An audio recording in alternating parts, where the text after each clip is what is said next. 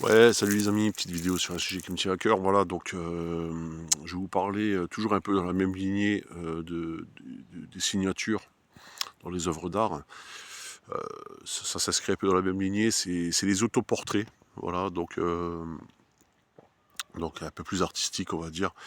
Voilà, donc l'autoportrait, c'est un peu, voilà, à l'instar de la signature, on va dire les premières peintures d'autoportrait, on va dire, sont apparues fin 14e siècle, donc dans le Moyen-Âge. Voilà, c'est là où on commence un peu à démocratiser l'autoportrait. Jusque-là, quasi inexistant. On n'a aucune trace d'autoportrait dans l'Antiquité. Euh, bon, on voit pas, enfin moi j'en connais pas, à ma connaissance j'en connais pas. Il y a bien des sculptures, on va dire, grecques, égéennes, romaines, tout ça, mais qui représentent des dieux, voire même des empereurs ou des rois. Mais ce ne sont pas des autoportraits. Autoportrait, c'est quand l'artiste se représente lui-même, d'accord? Donc avec son propre reflet. Alors bien sûr, on va me dire pourquoi l'autoportrait c'est autant démocratisé. Bah, en fait, avec l'apparition des miroirs, donc les miroirs qui se sont tout doucement, qui sont apparus, on va dire, vers la fin du Moyen Âge, qui étaient du métal, métal poli, on va dire, et ensuite qui ont évolué vraiment vers les miroirs qu'on connaît maintenant.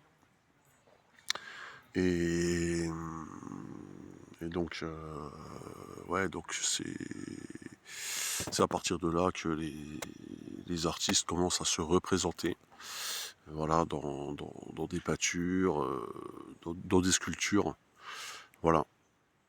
Et ça rejoint de près la signature, hein, parce que, bon, la signature, l'autoportrait, voilà.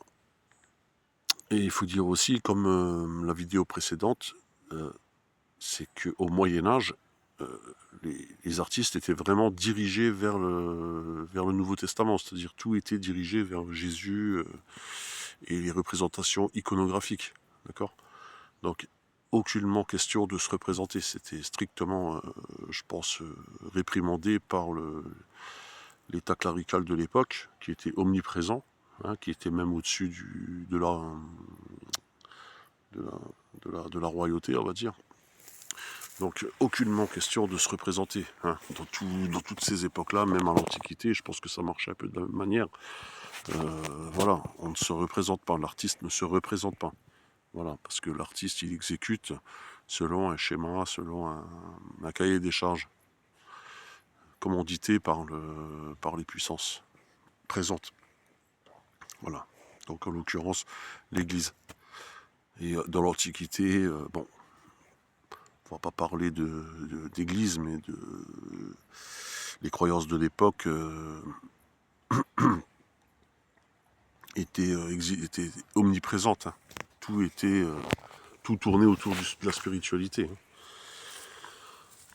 Voilà. Dans, tout, dans, tout, dans tous les récits antiques, voilà, tout ce qu'on connaît à partir des premières écritures cunéiformes, dès l'apparition de l'écriture, tout est dirigé, tout est, comment dire, mythologie, hein, tout est déifié, voilà, tout est mystifié aussi, voilà, tout est codé selon des lois religieuses, quoi. Voilà. Donc l'apparition du miroir, les autoportraits, à partir de la fin du Moyen-Âge, et là on commence à se représenter, voilà, doucement mais sûrement. Donc l'autoportrait devient à la Renaissance monnaie courante, on se représente, voilà, l'univers tourne autour de soi, hein, c'est l'autocentrisme un peu artistique. Voilà, donc on se représente, c'est l'homme avec un grand H, hein, qui peut défier les lois de la nature, parce que bon, il commence à y avoir du progrès aussi technologique. Donc on commence à démystifier certains mystères jusque-là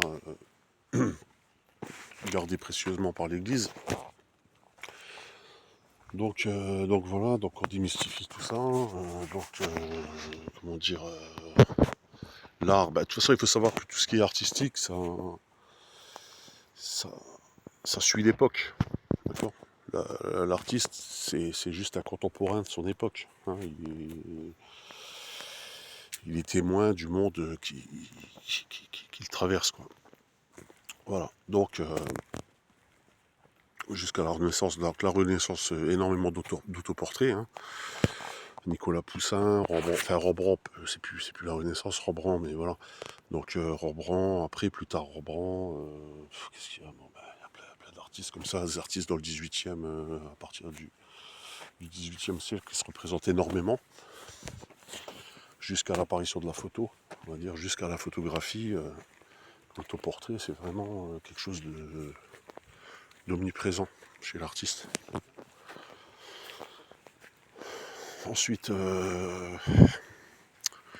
voilà, donc l'autoportrait, avec l'apparition de la photographie, perd un petit peu comment dire, n'a plus trop le vent en poupe, hein, parce que la photographie, ça fait une telle révolution qu'on oublie la peinture.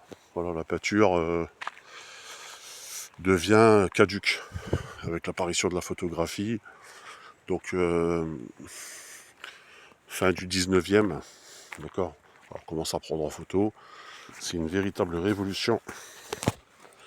Et là, la peinture, forcément, surtout que c'était une peinture très représentative à l'époque. Hein.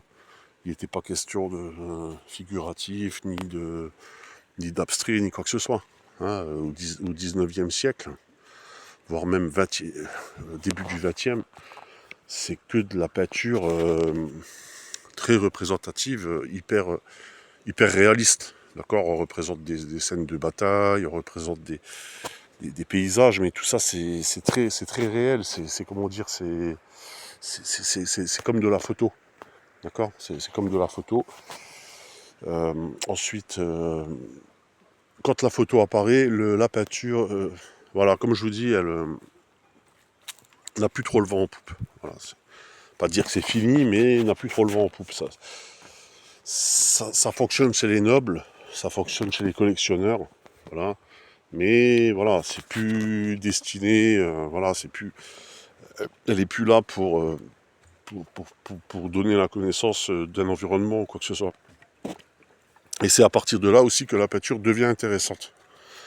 Voilà, parce que c'est là qu'apparaît début du 20e, les mouvements surréalistes. Voilà, on commence pour se détacher de la peinture, on commence à créer se détacher de la photo, on va dire. On commence à créer de la peinture originale, en fait, plus originale. Le surréalisme, des choses comme ça, l'expressionnisme, le pointillisme. Pour se démarquer un peu de la peinture. Voilà, donc c'est une période super intéressante parce que du coup, on réinvente la peinture qui jusque-là était vraiment, pour ainsi dire, comme de la photographie. Voilà. Donc là, on réinvente carrément la peinture, on la réadapte à l'époque, on la reformate et on crée des mouvements, voilà, le surréalisme aussi, tous ces trucs-là. Voilà les amis, c'était une petite vidéo, c'était sur l'autoportrait, c'est un petit peu dérivé sur la photo. Et sur ce, je vous laisse et je vous souhaite une bonne soirée. Ciao.